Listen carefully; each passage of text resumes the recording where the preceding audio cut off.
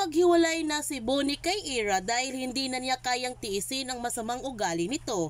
Higit sa lahat kung paano niya maliitin ang ibang tao at pinapamukha pa niyang sinungaling si Lilet. Gayon pa man sumugod si Trixie sa opisina ng mga De Leon at sinabihan pa niya sina Lilet at Constantino na masaya na ba sila ngayon na palabasin na isa siyang sinungaling at isang inosente si Ino. May nadagdag pa dahil may sex scandal pa siya nito ngayon. Dumating naman sina Ramir at Patricia para pauwiin si Trixie sa bahay.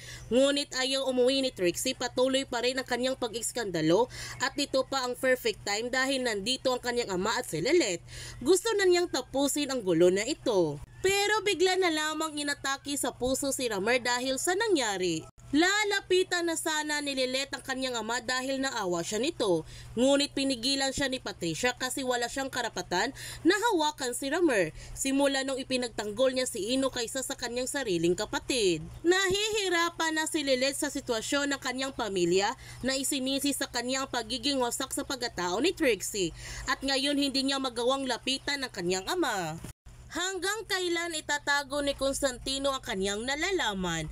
Yan ang ating aabangan sa Lilet Matias. Kung bago ka pa channel ko, don't forget to like, subscribe, and click notification bell para palagi kang updated sa mga videos in-upload ko. Thank you for watching and God bless to everyone!